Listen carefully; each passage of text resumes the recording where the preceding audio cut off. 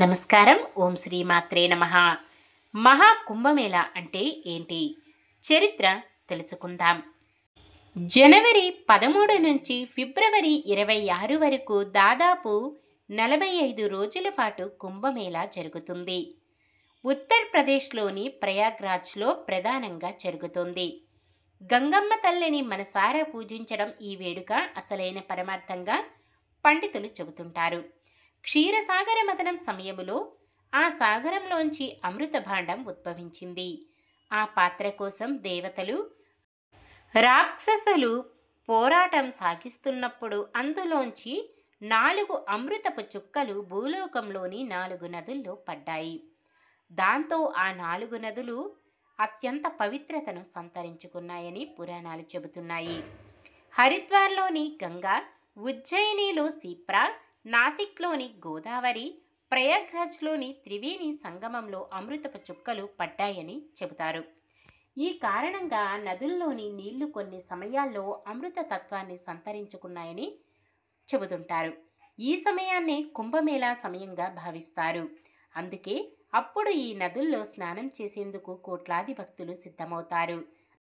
ఆ ప్రత్యేక సమయాన్ని బృహస్పతి, సూర్యచంద్రుల కదలికల్ని బట్టి నిర్ణయిస్తారు.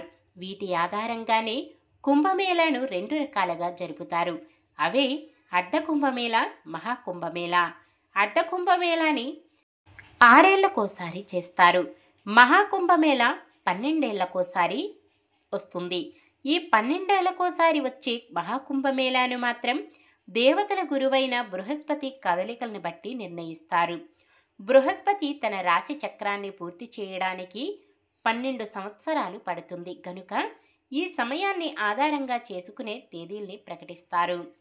ఇప్పుడు జరుగుతుంది మహాకుంభమేళనే. ఈ సమయంలో ఆ నదుల్లో స్నానం చేయడం వల్ల ఆయురారోగ్యాలు సిద్ధిస్తాయని, చేసిన పాపాలు తొలగిపోతాయని భక్తుల విశ్వాసం. మహాకుంభమేళా ప్రతిసారి ఒకే చోట జరగదు. ఈసారి కుంభమేళా వేదిక ప్రయాగ్రాజ్లోని త్రివేణి సంగమమైన, వచ్చేసారి బృహస్పతి, సూర్యచంద్రుల కదలికలను బట్టి మిగిలిన 3 నదుల్లో ఎక్కడైనా జరుగుతుంది. చరిత్రను గమనిస్తే హర్షవర్ధనుడనే రాజు కుంభమేళాను క్రీస్తుపూర్వం 644లో ప్రారంభించాడని తెలుస్తోంది. మరో కథ ప్రకారం జగద్గురువు ఆదిశంకరాచార్యులు దేశవ్యాప్తంగా ఉన్న పండితుల్ని, ఆధ్యాత్మికవేత్తల్ని, సాధువుల్ని కలిసేందుకు నదులు ఒడ్డునే వేదికలు ఏర్పాటు చేసేవారని, అదే కుంభమేళగా మారిందని ప్రచారంలో ఉంది. కోట్లాది జనం ఉన్నా అత్యంత ప్రశాంతంగా అడుగడుగున ఆధ్యాత్మిక ఉట్టిపడేలా సాగే ఈ మహాకుంభమేళా ఒక్క స్నానం చేయడానికి మాత్రమే పరిమితం కాదు. సామాన్యులతో పాటుగా అపర శివ విష్ణు భక్తులైన అఘోరాలు, సాధువులు, ఆధ్యాత్మికవేత్తలు, పండితులు ఇలా దేశవ్యాప్తంగా ఎంతోమంది హాజరవుతారు. ఇక సాయంత్రాల సమయంలో అర్చకులు త్రివేణి సంగమంలో ఉండే ఘాట్లలో నదీమా తల్లికి ఇచ్చే హారతుల్ని చూసేందుకు 2 కళ్ళు చాలవు.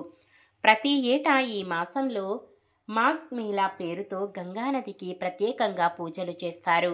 దాదాపు 45 రోజుల పాటు సాగే ఈ మాఘ్ మేళాలో పాల్గొనేందుకు దేశవ్యాప్తంగా లక్షల మంది భక్తులు ఇక్కడకు చేరుతారు.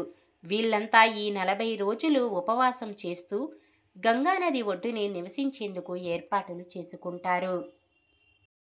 ఇది మహాకుంభమేళా చరిత్ర. మహాకుంభమేళా చివరి రోజు ఫిబ్రవరి 26 బుధవారం రోజున ఆఖరి రోజు.